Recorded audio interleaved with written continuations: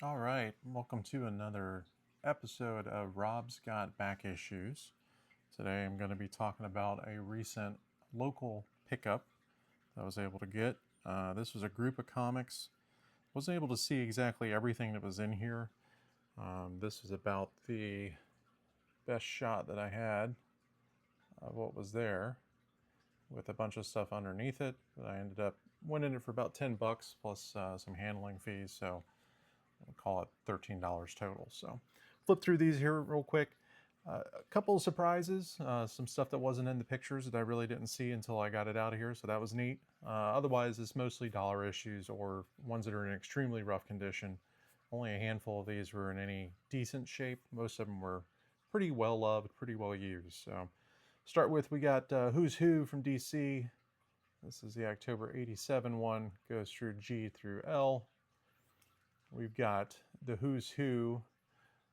This one's the further up G, so you got all your Green Lanterns and Green Arrows and all your green guys in there. Nexus from First Publishing, number 75, and one I'm not familiar with. Mighty Crusaders, this is from Red Circle. This one I wasn't as familiar with either. This one had a little bit of value to it. Go Speed Racer Go, number 29. This one is a Now Comics. Good old Turok. Can't fill a dollar bin without Turok. Number 3 in this case. A couple of these, we had some Armageddon Inferno. This is a DC 4-issue miniseries. Was able to get one here, and then I did a little bit of cheapness. Normally I bag these one comic book to each board and bag, but this was issue 3, and I went ahead and just put issue 4 on the back here. Save a little space. We have The American from Dark Horse. Not familiar with that one really either. Good old G.I. Joe. This is issue 50. This was a surprise when I pulled it out, but then I saw how heavily damaged it is, tears in the cover, a total rip here that I'm pretty sure happened at the facility. They don't really handle the comics very well at all. Matter of fact, all these came loose in a big clear bag that was just tied up. So it's always a challenge to try and support these. Don't know how many are actually there at the time of the pictures versus how many were introduced after the handling of it. So not really much value in this condition, but still a good reader copy. We've got a Booster Gold.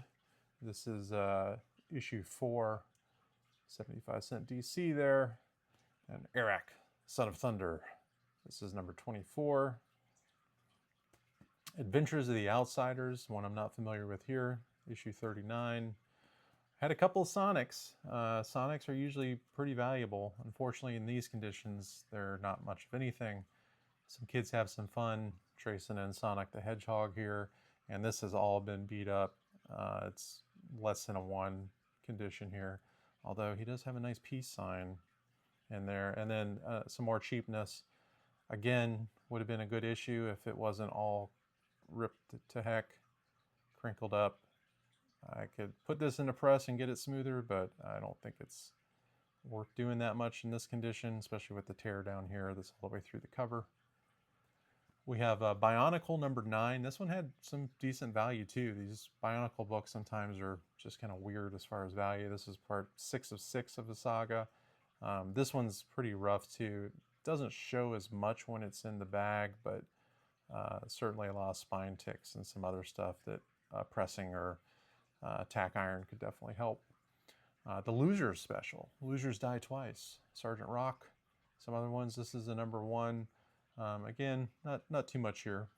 A dollar or two, but not much else. Some interesting art on that one. That was kind of cool to see. We have the original Ghost Rider Rides Again. And a little ironically, Ghost Rider Rides Again. We had 2 of these. More Valiant, Shadow Man in this case. We did get some X-Men stuff. This was kind of a surprise. I did see that there was an X-Men Adventures number 1 in the photo. That was actually the whole reason I was kind of going after this. I hadn't picked one of those up yet and wanted that for my X-Men collection.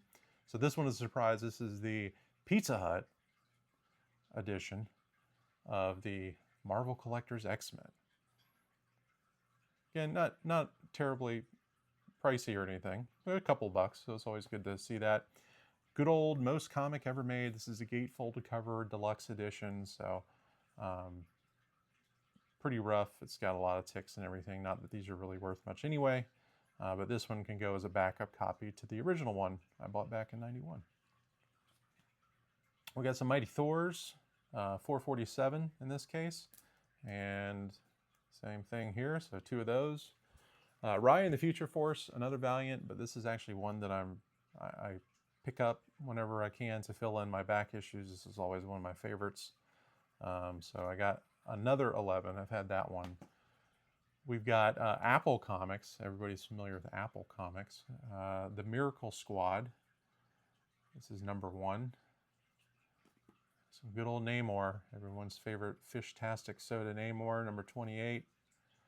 Raya in the Future Force 13. I didn't have this one, so that was actually kind of cool to get.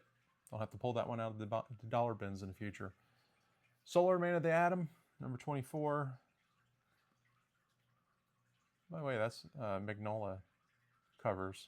Always kind of cool to remember that there was a lot of good artists that were on the Valiant series. All right, that was Solar 23, and then we have Armageddon, the Alien Agenda. I guess Aliens versus Cowboys. Maybe that's where Spielberg got it from. It wasn't Spielberg, whoever that was. This is issue 3. An old Power Man and Iron Fist, number 99. Not Beast, not Fem Beast in there, surprisingly, a whole different character.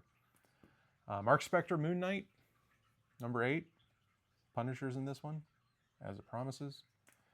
We have Ravage 11. Good old Ravage, everyone's favorite 90s Ravage. And then the one I was after, X-Men Adventures number 1. So cool to see. This one actually was in pretty good shape. It was sandwiched between one comic and the Gatefold X-Men 1, Volume 2. So it actually held up pretty good. Not really many ticks, a little bit of discoloration just from being loose and everything, but good to see. And then this was a surprise. I pulled this one up from here, and I'm like, oh man, is that Cable First Appearance First Edition? And the answer is no, because then I saw the Blackout UPC. But I am after a full New Mutants run, only have a few issues of that left. Of course, Deadpool First Appearance on 98 is one of those. Cable First Appearance is one of those. This one's really dirty. I'll go ahead and clean it up. And at least I'll have a second printing until I can hopefully find a first printing someday. And then lastly, we have The Man of Rust, which is a spoof of The Man of Steel. Interesting comic. This is a variant cover. They were doing that back then too with this one from Blackthorn Publishing. So not really much of any value there, but kind of cool to see.